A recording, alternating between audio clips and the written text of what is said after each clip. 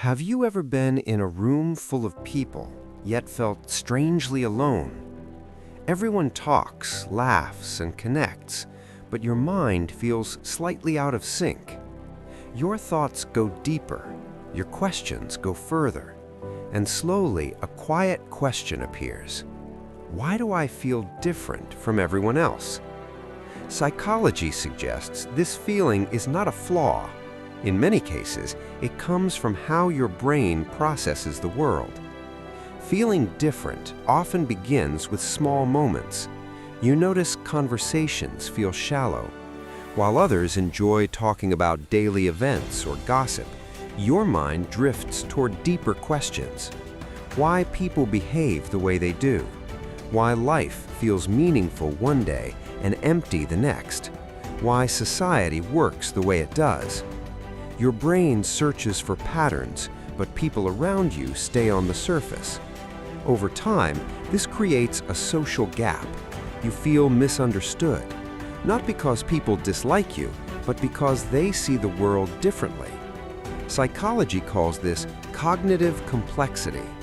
Cognitive complexity means the brain processes multiple layers of information at the same time. Some people think in simple categories, good or bad, right or wrong, fun or boring. But a complex mind sees many perspectives at once. Every idea connects to another idea. Every behavior has hidden motivation. Deeper thinking creates insight, but it can also create distance. Because the more layers your mind sees, the harder it becomes to explain them to others. Feeling different does not mean something is wrong with you. It does not mean you are socially broken. Many psychologists link this experience to traits like deep introspection, openness to experience, and abstract thinking. Imagine two people walking through a forest. One sees the path, the other sees the ecosystem. The light through the trees, the patterns of leaves, the movement of insects. Both people see the same forest, but one notices more layers. When fewer people see those layers, you may feel alone.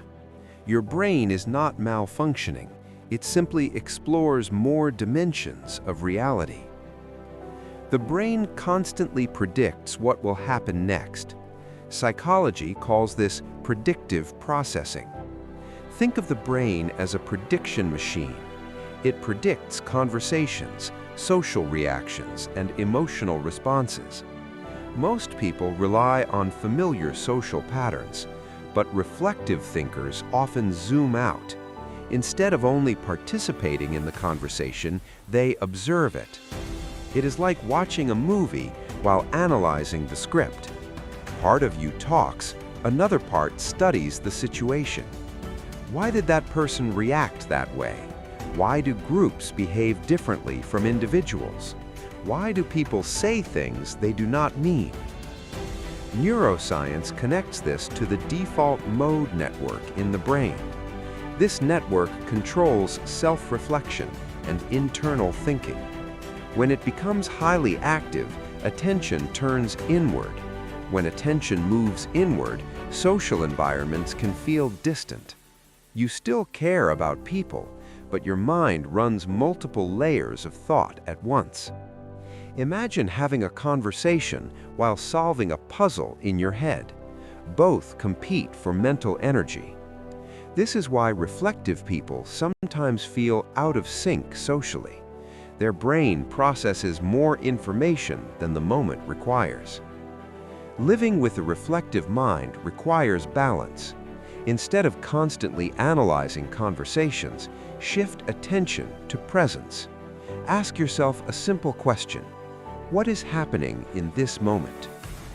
Psychology links this shift to mindfulness, which helps reduce excessive internal thinking. Another important step is accepting cognitive differences. People process reality at different depths. Some enjoy surface conversations. Others enjoy deeper discussions. Both forms of communication are natural. Think of conversations like layers of water. Some are surface waves, some are deep currents. Both exist in the same ocean. Learning to move between these layers reduces the feeling of isolation. It is also important to find intellectual resonance. Your type of mind is not rare, it is simply unevenly distributed. Certain environments attract deeper thinkers. Creative communities, philosophy discussions, psychology spaces. In these environments, the social gap disappears. Your thoughts feel understood. Another principle is balancing thinking with action.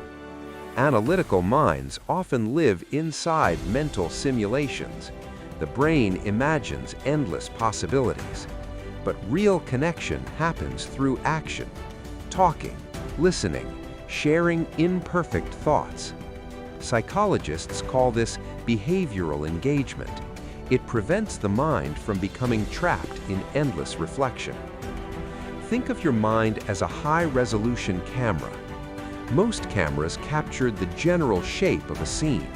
A high-resolution camera captures thousands of tiny details, textures, shadows, hidden patterns. This ability creates richer images, but it also produces more information. Your brain works the same way.